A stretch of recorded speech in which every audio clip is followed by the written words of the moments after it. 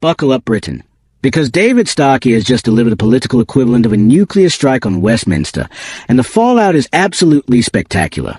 The man who dissects history like a master surgeon has just performed an autopsy on Keir Starmer's political soul, and what he found? Absolutely nothing. Zero. A political vacuum where principles should be. Welcome back to UK Tribune, where we serve up British politics without the sugarcoating.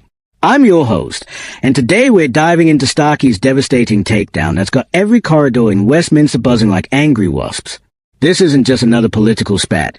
This is a historian with a scalpel exposing what might be the final chapter of Labour as we know it.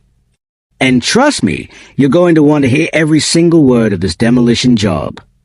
Let's get something crystal clear. David Starkey isn't your average talking head spouting hot takes on Twitter. This is a man who reads political movements like ancient manuscripts, and his diagnosis of Keir Starmer is absolutely brutal. Picture this. You've got a prime minister who shapeshifts more than a politician at election time, which, let's face it, is saying something. 1 minute he's a wokish human rights lawyer in Britain, practically rolling out red carpets at Dover and treating deportation like it's a human rights violation. The next minute, he's channeling Enoch Powell, yes, that Enoch Powell warning about Britain becoming an island of strangers. It's not just flip-flopping at political gymnastics that would make an Olympic athlete dizzy. And Starkey? He's calling it exactly what it is. Calculated, cynical, and about as believable as a chocolate teapot. But here's where it gets really interesting and deeply worrying. Because Starkey isn't just attacking Starmer. He's exposing the entire system. For decades, we've been fed what Starkey calls a noble lie, this idea that questioning mass immigration makes you evil, that multiculturalism is untouchable, and that ordinary Brits should just shut up and accept whatever's thrown at them. It's like being told you can't complain about the weather while you're drowning in the rain. And now, the whole house of cards is tumbling down faster than Labour's polling numbers. Because here's the thing, when you spend years telling people they can't trust their own eyes, eventually they start wondering what else you've been lying about. Starmer thought he could steal Nigel Farage's homework, rebrand Labour as tough on immigration, and nobody would notice. But Starkey's having none of it. He sees right through this grey, soulless careerist who reads speeches like he's ordering his morning coffee, completely detached from the words coming out of his mouth. It's like watching someone try to sing opera when they can barely hum God Save the King. Technically they are making sounds, but nobody's buying the performance. And that brings us to Labour's existential crisis. Because Starkey's identified something absolutely fascinating and terrifying for Labour. Picture Labour as a political Jenga tower, and Starmer's just pulled out half the blocks at once.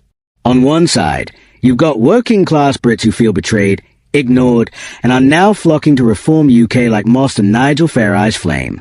On the other side, the public sector elites, the Quango Queens as Starkey brilliantly puts it, and various activist groups absolutely furious that their golden boy is trying to sound like a pound-shop populace. It's political suicide in slow motion. Labour's trying to be everything to everyone and ending up being nothing to anyone. They are the party of working people who can't connect with workers, the party of equality that treats ordinary Brits like second-class citizens in their own country. And here's where Starkey drops his historical bombshell. He's comparing Starmer to David Lloyd George, the last Liberal Prime Minister before that party got absolutely annihilated. The parallels are spine-chilling, a leader trying to hold together a crumbling coalition while the ground shifts beneath his feet. But what about the man who saw this coming a mile off? Enter Nigel Farage, the man who's been playing political chess while everyone else was playing checkers.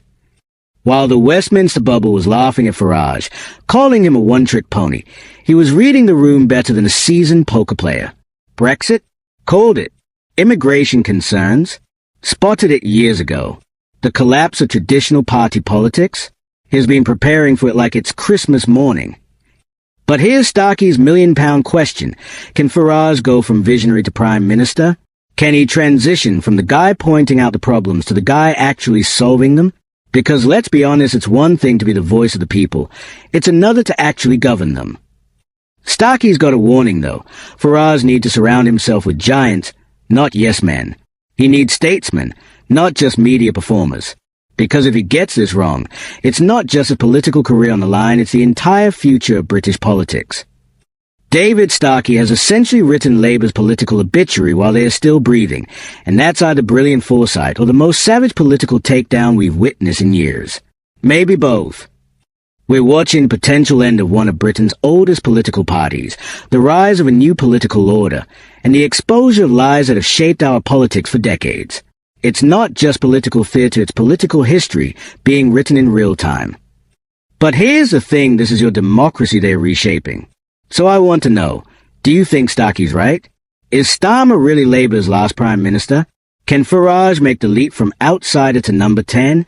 And most importantly, are the British people finally ready to reject the noble lie and demand the uncomfortable truth?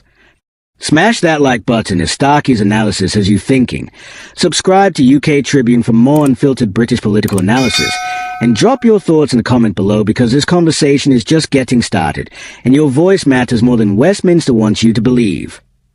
Until next time, keep questioning everything, especially when they tell you not to.